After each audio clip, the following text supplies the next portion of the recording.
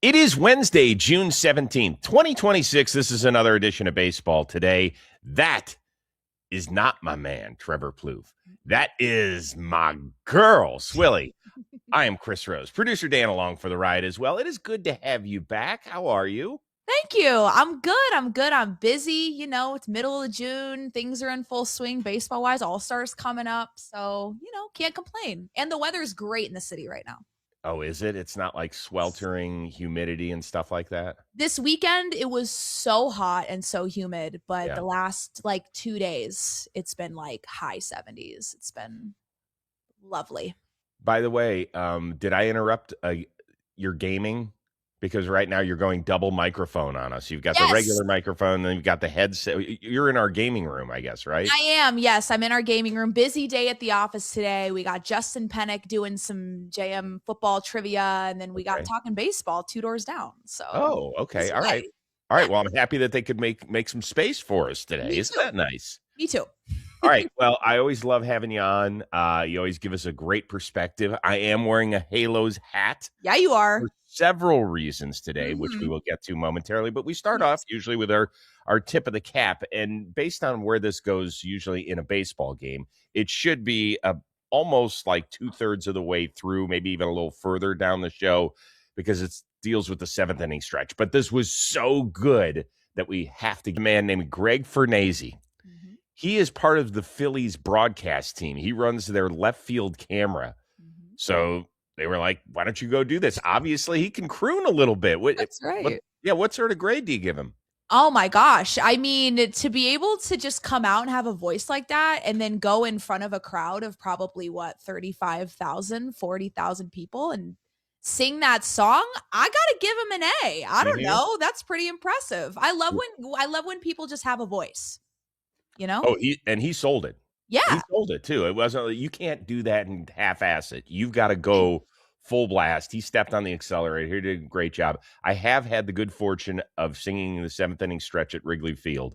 Love that. And so it is like you look down and everybody's focused on you. It's pretty intimidating. But yeah, I cannot imagine. And also camera operators don't get enough love. So I think it's really cool that they highlighted him. Just Greg, also loved it. Tip of the cap. Well done to you. Yes. All right, let's get to it. Kind of a rough season for the defending American League champions, but it was a great Tuesday at Fenway Park for them. Dylan Cease, yet another gem. And by George, I think he got it. Springer hits it a long way to left, and it's gone! Career home run number 300 for George Springer. It means a lot. I think it's a long time. You just got to keep grinding. You got to have a lot of work every year. It's just, it's an awesome experience. How would you describe his run? I mean, first of all, I think he got that ball. What do you think? Yeah, I think particularly in Fenway Park, when you nail one, you just get to sit there and look at it. It's incredible. He smacked that. I mean, for me, and I think a lot of people, when I think of George Springer and just who he is as a baseball player, clutch is the first word that comes to mind. He is such a joy to watch when he is not on a team that you don't like and when he's not your enemy. I think it's so funny that now that he's a Blue Jay, I think more people have kind of warmed up to him a little bit ever since he's left the Astros. Maybe that's just a me thing. I don't know. But I mean, super clutch. Obviously, that's his 300th home run, 1,500 hits in his career, 1,000 runs, 42 career WAR. He's got all the accolades that this guy is clutch and tied for 3rd all time in postseason home runs, which is pretty good.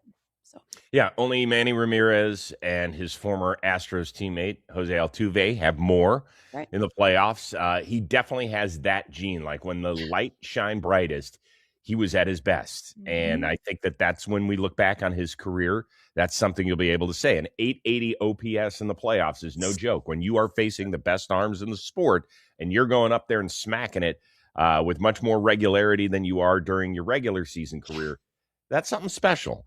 I would describe it as spectacularly inconsistent because we have seen it's almost like somebody's heart who gets shocked back into sinus rhythm. It Sure. is up and down all over the place. Just look at his last 3 years in Toronto, right?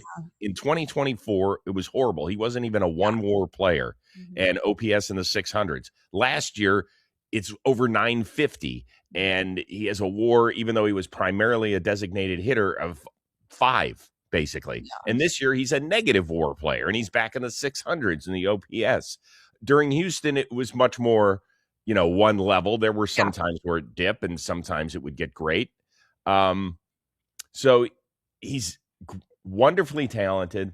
I've gotten to know George a little bit, and I like him. Now, you do get to the other part of this whole thing. When we discuss George Springer, how long does it take you to get to the yeah, but?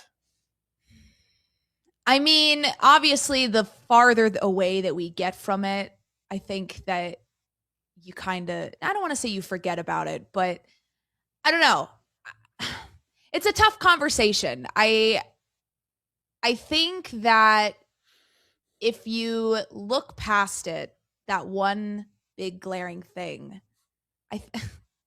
it's hard because, you bring it up and now I'm like, oh, you're right. He has that one blemish, but like the whole team has the one blemish, and I don't know. And I'm sure, like you said, you've gotten to know him and he's a great guy. A lot of these guys are great people. So it makes it a little tough to have any extreme conversations about what his future after baseball might look like, I guess. But, so as he was hitting his 300th homer, I was sitting watching baseball last night, and Josh, our oldest son, is there doing some work, and Michelle's sitting there as well. And I said, oh, well, I said, honey, when I say that, because she knows who George Springer is, she's not the biggest baseball fan, but she knows enough to know him. Fair. I said, what's the first thing that comes to mind when I say the name George Springer? He goes, 2017 Astros. I was like, ooh, okay. Well, so now that is I would say a below average baseball fan, meaning she's not sitting there. She's sitting there watching it because we all watch it every night, but it's not like the first thing she wants to do. But she definitely knows who the key players are. And when you mention that, so I mean, I am curious for like our community, which is baseball heavy, how far down the list, because that's whether you want to or you don't, on a day where we're celebrating, that's what's going to pop into some people's brains.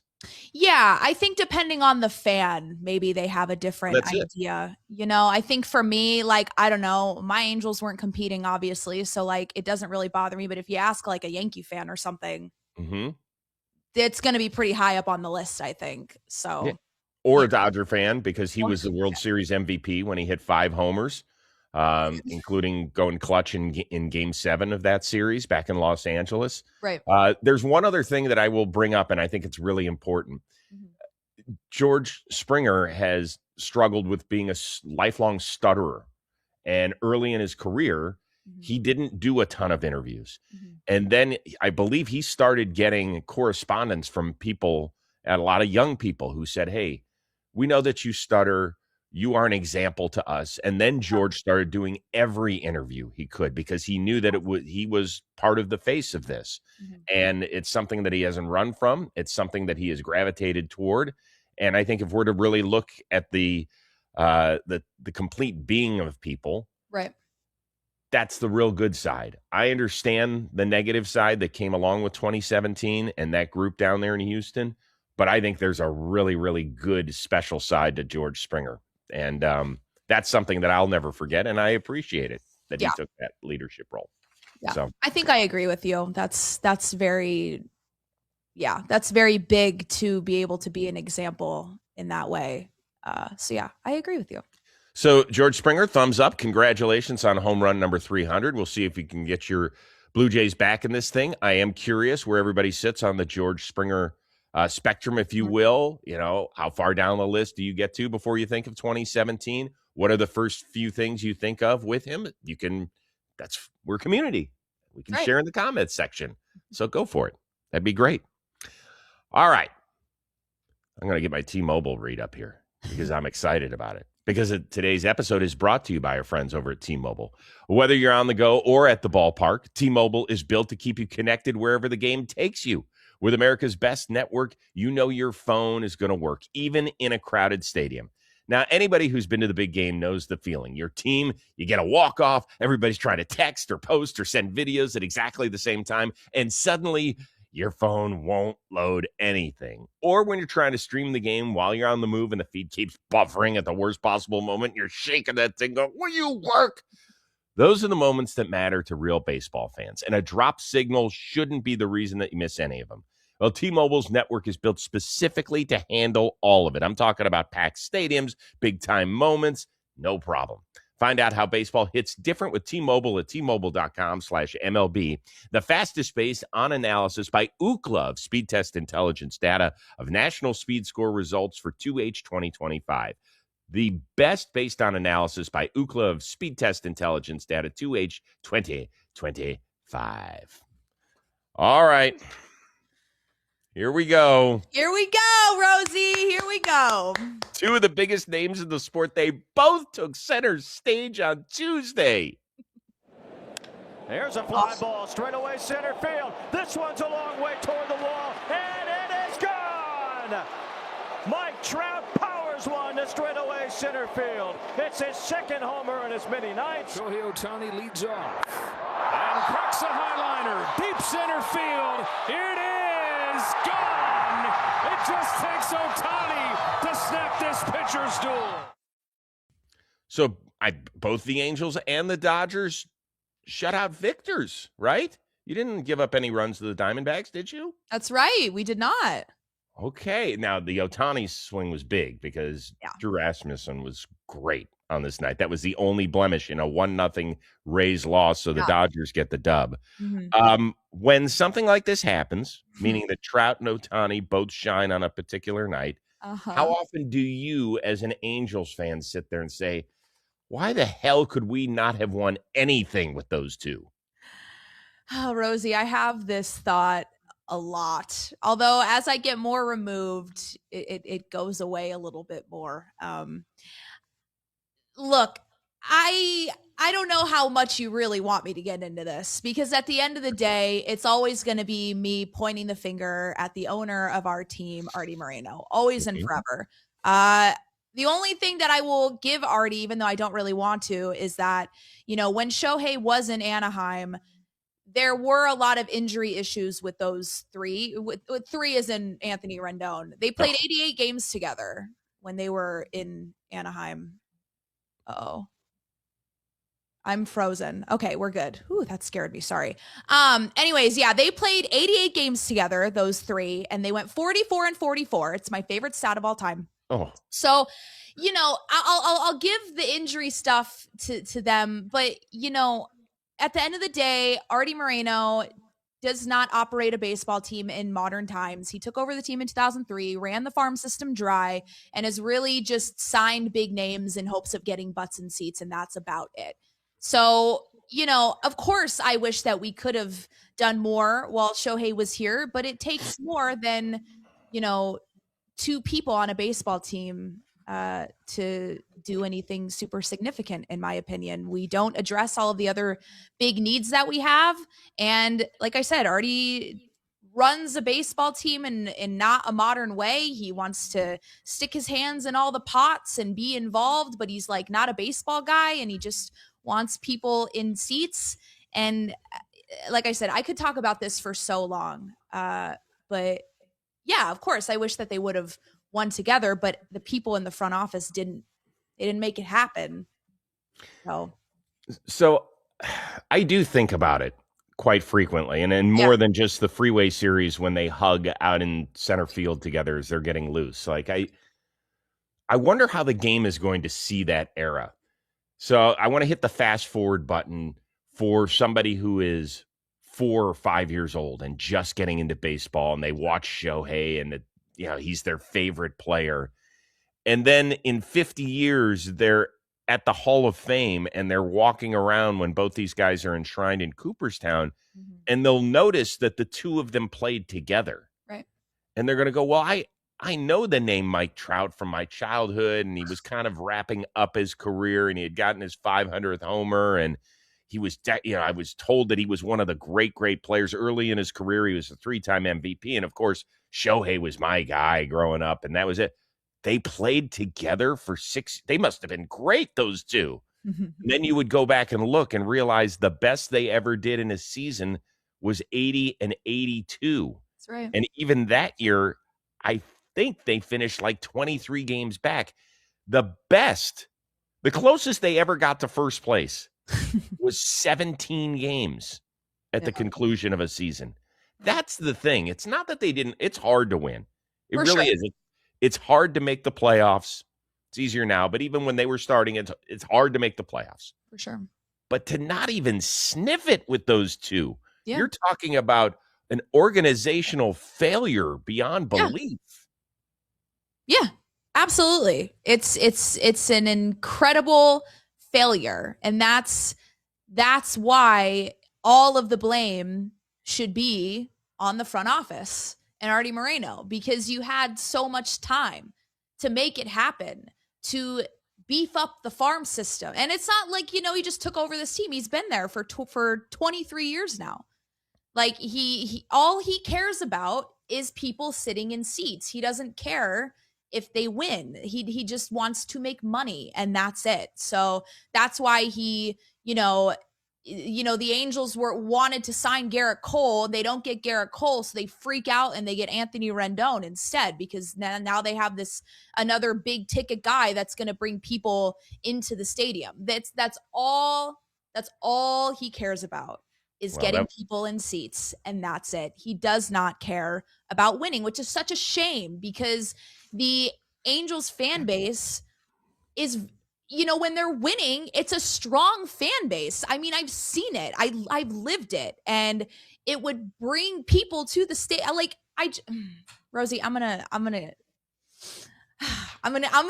get upset. I'm gonna try to not get upset. I'm gonna try to not get upset, but this is like therapy, Swilly. A little bit, yeah. And again, it just goes back to Artie Moreno and not allowing his front office to work in a way that is modern, and he wants to be involved. All decisions run through him. And it's, was a revolving door at the GM position for a little bit, and it's a revolving door at the head coaching position. And